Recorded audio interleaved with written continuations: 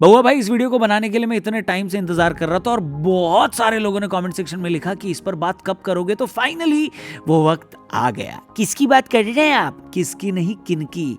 गौ ब्राह्मण प्रतिपालक, यवन पर पीड़क, प्रौढ़ प्रताप पुरंदर, राजाधिराज महाराज योगीराज श्री श्री श्री छत्रपति शिवाजी महाराज। और आपको मालूम है इतना लंबा इंट्रोडक्शन हमने क्यों दिया? क्योंकि उनके सम्मान में ये भी छोटा है।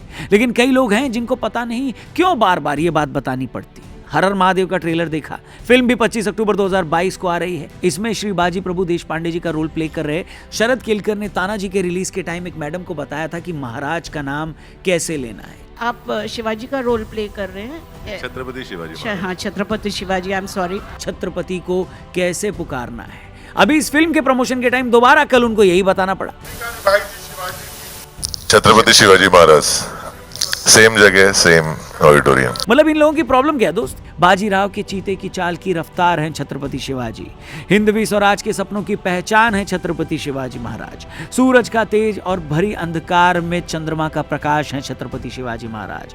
धरती का धैर्य और आकाश की सीमा है छत्रपति शिवाजी महाराज। भारत की पहचान है श्री छत्रपति शिवाजी महाराज। मैं तो कहता हूं बॉलीवुड में असरा वर्ष बन रहा है, लेकिन भाई साहब शिवाजी महाराज का शिवाजी वर्ष बनना चाहिए। सूबेदार तानाजी मालुसरे, नेताजी पालकर, कोंडाजी फरदंज, सरनोबत हंबीराव मोहिते जैसे वीरों की प्रेरणा महाराज जी ही तो थे। उन्हीं नामों में से एक बाजी प्रभु देशपांडे जी के पावनखिंड में दिखाई वीरता पर आधारित फिल्म है हर हर महादेव। लेकिन दुर्भाग्य ये है कि आज भी उस वीरता के अध्याय को बहुत कम लोग जानते हैं। लेकिन क्या आपको मालूम है इस लड़ाई में बाजी प्रभु देशपांडे ने सिर्फ 300 सैनिकों के सहारे 10,000 की आदिलशाही फौज को हरा दिया था। लेकिन इसके अंत में श्री बाजी प्रभु देशपांडे जी को सर्वोत्तम बलिदान देना पड़ा। इस पावनखिंड की लड़ाई की शुरुआत हुई थी घटना से ठीक 7 महीने पहले, यानी 28 दिसंबर 1659 में, जब कोल्हापुर के युद्ध में छत्रपति शिवाजी महाराज जी ने आदिलशाही सेनाओं को हराकर उस इलाके पर भगवा लहरा दिया।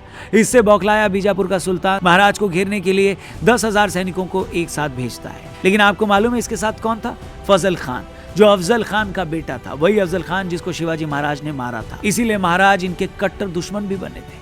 2 मार्च 1660 को सिद्दी जौहर छत्रपति को पन्हाला के किले में घेरने में कामयाब हो जाता है, जहां छत्रपति थे। उसने उस समय हजारों सैनिकों के साथ किले को घेर रखा था। किला इतना बड़ा था कि उतने सैनिकों से वो घेरा नहीं जा रहा था। 4 महीनों तक सेनाओं की घेराबंदी चली, लेकिन छत्रपति ने किले से ही गोला बारूद चलाते हुए उनको मुंह तोड़ जवाब दिया। किले के अंदर से इस मुंह तोड़ जवाब से डरी बीजापुरी फौज ने भारी नुकसान को देखते हुए पास के ही पवनगढ़ किले को जीतने की योजना बनाई, जो सिर्फ 2-3 किलोमीटर दूरी पर था। वहीं एक छोटी पहाड़ी से बीजापुरी सेना ने पवनगढ़ पर गोला बारूद चलाना शुरू कर दिया।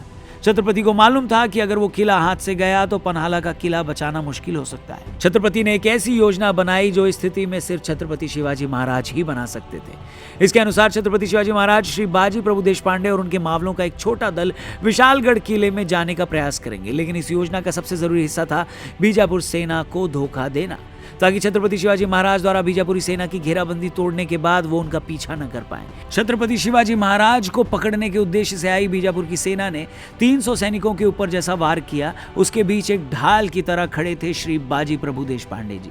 इस लड़ाई में सभी ने अपने जान की बाजी लगा दी, लेकिन मृत्यु से पहले आदिल शाह की 4,000 की इन्फेंट्री मार गिराई और 8,000 को गंभीर रूप से घायल कर दिया।